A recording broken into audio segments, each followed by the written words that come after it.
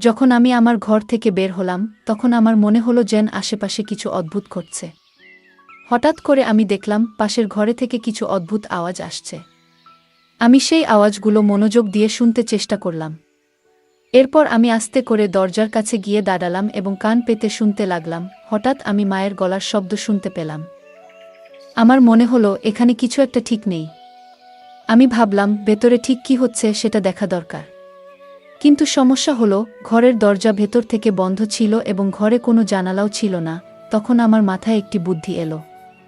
আমি আস্তে করে এক চোখ বন্ধ করলাম এবং তালার চাবির ছিদ্র দিয়ে ভেতরে দেখার চেষ্টা করলাম। আমি যা দেখলাম তা আমাকে স্তম্ভিত করে দিল। আমি লক্ষ্য করলাম মা এবং চাচা একসাথে এমন কিছু করছেন যা আমার ধারণার বাইরে ছিল। তারা খুব কাছাকাছি বসেছিলেন, যেন কোনো গোপনীয় বিষয় আলোচনা করছেন। মায়ের চোখে অদ্ভুত এক মায়া আর চাচার মুখে একরকম দুষ্টু হাসি ছিল। এই দৃশ্য দেখে আমার হৃদয় ভারী হয়ে উঠল। আমি ভেতরে ভেতরে অস্বস্তি অনুভব করছিলাম। মায়ের এই রূপ আমি আগে কখনো দেখিনি। আমার মনে হতে লাগলো এরকম কিছু তো আমি কখনো ভাবিনি। কিন্তু কেন জানি না, আমার মনে তখন এক অদ্ভুত অনুভূতি হচ্ছিল। ভেতরে যেন একটা অস্বস্তি কাজ করছিল। এরপর আমার মাথায় এক নতুন চিন্তা এলো। চাচার প্রতি মায়ের আচরণ আমাকে গভীরভাবে নাড়া দিয়েছিল। আমিও তো একদিন চাচার সাথে কিছুটা সময় কাটাতে পারি। এক অদ্ভুত উত্তেজনা আমার হৃদয় ছুঁয়ে গেল। নিজেকে প্রমাণ করার জন্য আমারও তো সুযোগ আসতে পারে। আমি ভেতরে ভেতরে ভাবতে লাগলাম কিভাবে এই কাজটা আমি করব, একদিকে ভয় আর অন্যদিকে অজানা ভাবনা। এই দ্বিধার মাঝে আমি ধীরে ধীরে নিজের পরিকল্পনা তৈরি করতে থাকলাম। গল্পের মজা উপভোগ করুন এবং শুনতে থাকুন আমাদের বাংলা অডিও স্টোরি চ্যানেল। বন্ধুরা, যদি এখনও আমাদের চ্যানেল সাবস্ক্রাইব না করে থাকেন তাহলে দয়া করে এখনই সাবস্ক্রাইব করে নিন। আজ আমি আপনাদের নিজের গল্প বলবো। আমার নাম রাগিনী। আমরা শহরে থাকি। আমাদের ছোট্ট পরিবারে আমি আর আমার মা একসাথে থাকি। তবে 2 বছর আগেও আমাদের পরিবারের অংশ ছিলেন আমার বাবা। একটি মর্মান্তিক গাড়ি দুর্ঘটনায় আমরা বাবাকে চিরদিনের জন্য হারাই। বাবার মৃত্যুর খবর শুনে তার খুব ঘনিষ্ঠ বন্ধু মনোজ চাচা আমাদের দেখতে আসেন। কিছুদিন আমাদের সঙ্গে থেকেও যান। তবে জরুরি কাজের কারণে তাকে ফিরে যেতে হয়। যাওয়ার আগে তিনি আমাদের প্রতিশ্রুতি দিয়েছিলেন যে তিনি সবসময় আমাদের পাশে থাকবেন। আমার বাবার মৃত্যুর পর মনোজ চাচাই ছিলেন একমাত্র ব্যক্তি যিনি আমাদের পরিবারের সঙ্গে গভীরভাবে জড়িয়েছিলেন। ছোটবেলা থেকেই তিনি আমাদের বাড়িতে আসতেন। বাবা মায়ের খুব কাছের বন্ধু ছিলেন। তার সঙ্গে আমাদের সম্পর্ক এতটাই গভীর ছিল যে তিনি শুধুমাত্র বাবার বন্ধু নন, আমাদের পরিবারের একজন সদস্য বলেই মনে হতো। আমি যখন ছোট ছিলাম তখন মনোজ চাচা প্রায়ই আমাদের বাড়িতে আসতেন এবং আমার জন্য চকলেট নিয়ে আসতেন। আমি খুশিতে তার গলায় ঝাঁপিয়ে পড়তাম এবং তার সঙ্গে খেলায় মেতে উঠতাম। তবে এখন আমি 19 বছর বয়সী, বড় হয়ে গেছি। আর সেই শৈশবের খেলা কৌতুক ধীরে ধীরে কমে গেছে। তবুও আজও যখন চাচার সঙ্গে দেখা হয় আমি তাকে আলিঙ্গন করি। বাবার মৃত্যুর পর থেকে মা খুবই একা হয়ে গেছেন। আমি জানি না তিনি আবার আগের মতো সুখী হতে পারবেন কিনা। তবে যখনই চাচা আমাদের বাড়িতে আসেন মায়ের মুখে এক আনন্দ ফুটে ওঠে। এটা দেখে আমার মনে হয় আমি মায়ের দুঃখ কখনো মেনে নিতে পারবো না। আমি সিদ্ধান্ত নিয়েছিলাম মাকে আর কখনো একা বা দুঃখী হতে দেব না। আমার মা এখন 40 বছর বয়সী, কিন্তু তাকে দেখলে 25 বছরের কোনো তরুণীর মতোই লাগে। যখনই আমরা মা মেয়ে একসঙ্গে বাজারে যাই সবাই এমনভাবে তাকায় যেন আমরা 2 বোন। মায়ের সৌন্দর্য আর স্মার্টনেস দেখে অনেকেই অবাক হয়ে যায়। একদিন আমি ভাবছিলাম মায়ের একাকিত্ব দূর করার জন্য এমন কাউকে দরকার যার সঙ্গে মা তার মনের সব কথা বলতে পারবেন। কিন্তু এমন মানুষ কে হতে পারে? আমি অনেক ভেবেও কিছু বুঝে উঠতে পারছিলাম না। ঠিক তখনই আমার মনে হলো কেন না মনোজ চাচার সঙ্গে কথা বলা যায়। আমি কোনো দ্বিধা না করে তাকে ফোন করলাম। প্রথমবার চাচা ফোন ধরেননি, হয়তো কাজের মধ্যে ব্যস্ত ছিলেন। কিন্তু আমি জানতাম তিনি আমাদের সবসময় গুরুত্ব দেন এবং মায়ের সুখের জন্য কিছু করতে পারবেন। আমার ফোন বেজে উঠল। আমি স্ক্রিনে দেখলাম মনোজ চাচার নাম ভেসে উঠছে। আমি খুব খুশি হলাম এবং দ্রুত কল রিসিভ করলাম। কল ধরতেই চাচা বললেন, সরি বেটা, একটু আগে একটা মিটিংয়ে ব্যস্ত ছিলাম তাই তোমার কল রিসিভ করতে পারিনি। আমি হাসতে হাসতে বললাম, কোনো সমস্যা নেই চাচা, আপনি ফোন করেছেন এতটুকুই যথেষ্ট। চাচা মৃদু হাসি দিয়ে বললেন, আর তোমার সঙ্গে কথা বলবো না তো কাকে বলবো? এই পৃথিবীতে তুমিই তো আমার আপন। বন্ধুরা, আপনাদের জানিয়ে রাখি, মনোজ চাচা এখনও বিয়ে করেননি এবং একাই থাকেন। আমরা সবাই তাকে অনেকবার বিয়ে করার জন্য বলেছি, কিন্তু তিনি কখনোই এ বিষয়ে সিরিয়াস হননি। এরপর আমি বললাম, চাচা, যদি কিছু মনে না করেন, আমি আপনাকে একটা কথা বলতে চাই। চাচা বললেন, বলো বেটা, কি বলতে চাও?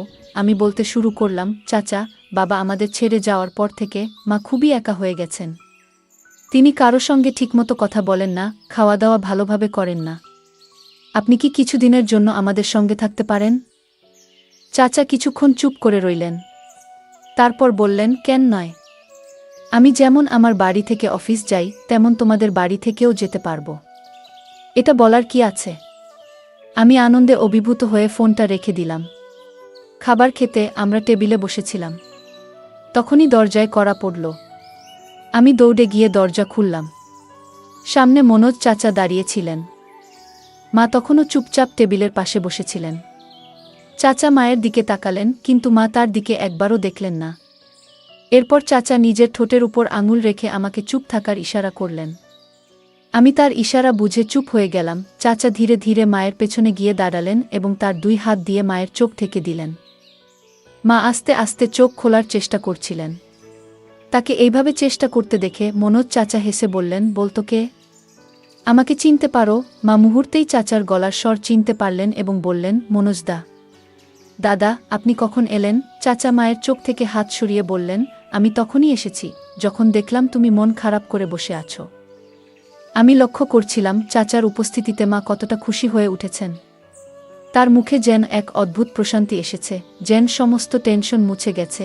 তখন চাচা বললেন, মমতা, এবার থেকে আমি সবসময় তোমাদের সঙ্গেই থাকব।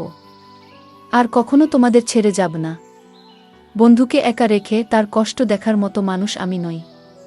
বন্ধুত্বের ঋণ তো বন্ধু শোধ করবেই। মনোজ চাচার এই কথা শুনে মা ভীষণ খুশি হলেন যে এবার থেকে চাচা সবসময় আমাদের সঙ্গে থাকবেন। আমরা সবাই একসঙ্গে বসে খেতে লাগলাম এবং অনেক কথা বললাম।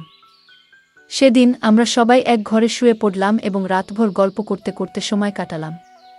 পরের দিন সকালে চাচার অফিসে যাওয়ার কথা ছিল, তাই তিনি আগে ঘুমিয়ে পড়লেন। আমি তার পাশে বসে গল্প করছিলাম, আর কখন ঘুমিয়ে পড়েছি টের পাইনি। সকাল কবে হলো বুঝতেই পারিনি। মা সকালে উঠে নাস্তা বানিয়ে ফেলেছিলেন, আর চাচা তৈরি হয়ে গেলেন। আমরা সকলে একসঙ্গে নাস্তা করলাম। তারপর চাচা অফিসে চলে গেলেন। এভাবে আমাদের দিনগুলো কাটতে লাগলো।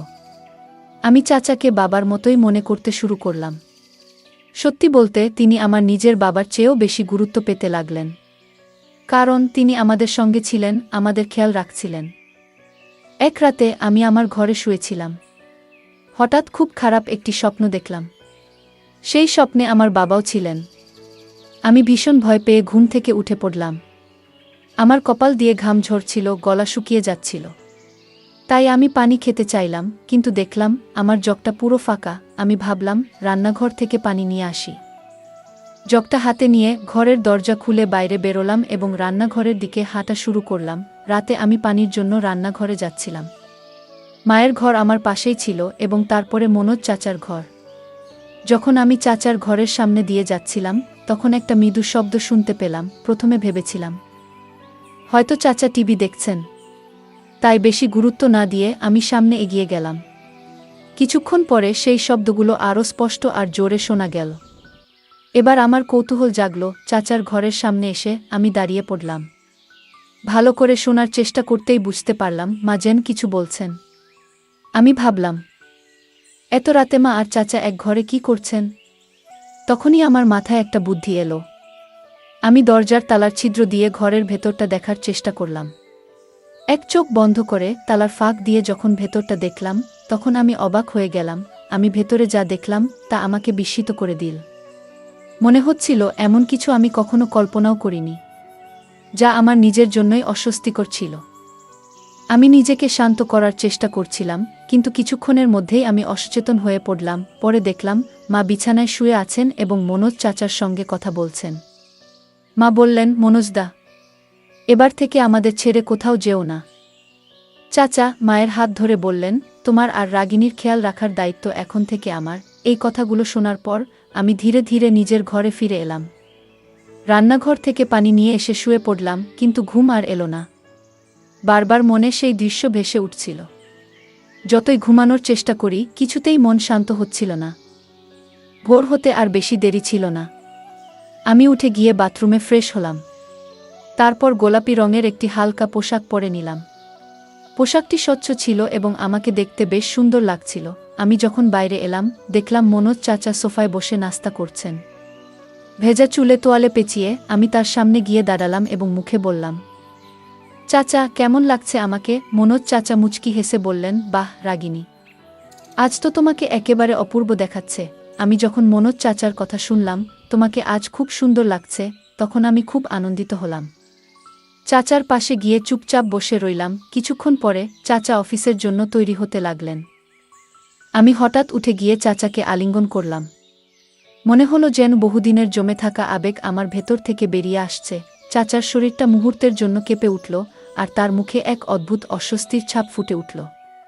সেই ছাপটা যেন মনের গভীরে লুকানো কোনো দুঃখ কিংবা অপরাধবোধের প্রকাশ। আমার চোখ ভিজে উঠছিল, যেন আমার ভালোবাসা আর মনের কষ্ট তাকে জানিয়ে দিতে চাইছিলাম। কিন্তু এটা তো কেবল গল্পের শুরু। বন্ধুরা, যদি এই গল্পটি ভালো লেগে থাকে তাহলে দয়া করে ভিডিওটি লাইক করুন এবং আমাদের চ্যানেলটি সাবস্ক্রাইব করুন। পাশে থাকা বেল আইকনটি প্রেস করুন যাতে করে আমরা যখনই নতুন ভিডিও আপলোড করি তার নোটিফিকেশন সবার আগে আপনার কাছে পৌঁছে যায়। ধন্যবাদ। দেখা হবে আমাদের পরবর্তী ভিডিওতে।